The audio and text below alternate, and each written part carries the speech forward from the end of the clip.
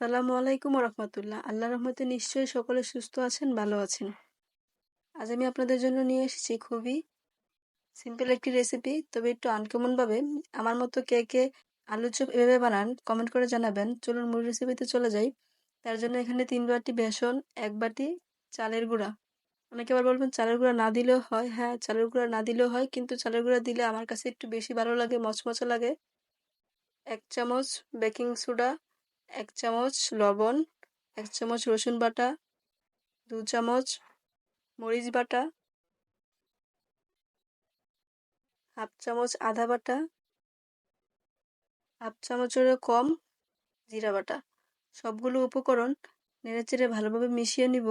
এখানে আপনারা চাইলে মশলাটা স্কিপ করতে পারেন, কিন্তু মশলাটা দিলে ভালোই লাগে। আমি আগে মশলা খেতে পারতাম না, কিন্তু এখন ভালোই লাগে। এখন অল্প অল্প করে পানি দিয়ে সুন্দর একটা ব্যাটার তৈরি করে নিব। ব্যাটারটা তৈরি করা হয়ে গেলে এখন আমি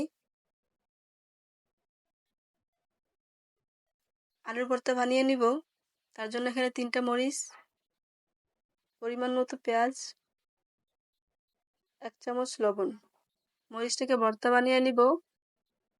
মরিচটা ভর্তা হয়ে গেলে তার মধ্যে দিয়ে দিব আলু। এখন আলুটা মরিচ ভর্তার সাথে মিশিয়ে নিব। আলু ভর্তাটা হয়ে গেলে যেই মূল উপকরণটা আমি দিব সেটা হচ্ছে ডিম। এখানে আমি আলুর চপ বানাইলে সবসময় ডিম দিয়ে আলুর চপটা বানাই, কারণ ডিম দিয়ে আলুর চপটা বানালে আমার কাছে ভীষণ ভালো লাগে। কারণ আলুর সাথে ডিমটা দিলে টেস্টটা ভীষণ ভালো আসে, বা অনেক ভালো আসে। তার সাথে দিয়ে দিলাম কিছু ধনেপাতা। আমার ভর্তাটা মাখানো হয়ে গেছে। এখন আমি আলুর চপের গোল গোল করে শেপ দিয়ে নিব। এভাবে করে সবগুলো বানিয়ে নিয়েছি।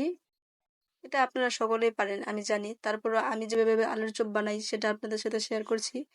আমার কাছে ডিম দিয়ে অনেক ভালো লাগে। এখন ব্যাটারের মধ্যে দিয়ে ব্যাটারটা ভালোভাবে ডিম আলুর সাথে মিশিয়ে এখন গরম তেলে ভাজতে দিয়ে দিব। এক এক করে গরম তেলে ভাজতে দিয়ে দিলাম। অনেকে আবার বলতে পারেন কড়াইয়ের মধ্যে আগে থেকে ময়লা কেন, আসলে আর হাবিজাবি টুকটাক ভাজা পোড়া হয়েছিল, তাই কড়াইয়ের মধ্যে আগে থেকে একটু ভাজা পোড়া ছিল। এভাবে উল্টিয়ে পাল্টিয়ে ভালোভাবে মচমচে করে ভেজে নিলাম। এভাবে করে আমি সবগুলো ভেজে নিয়েছি। অনেক টেস্ট, অনেক ভালো লাগে। আপনারা যদি কখনো ডিম দিয়ে আলুর চপ না খেয়ে থাকেন তাহলে এভাবে একবার ট্রাই করে দেখবেন, অনেক ভালো লাগবে। ভিডিওটি ভালো লাগলে লাইক কমেন্ট শেয়ার করতে ভুলবেন না। কথা হবে নতুন কোনো ভিডিওতে। আজকের মতো এই পর্যন্তই। আল্লাহ হাফেজ, টাটা।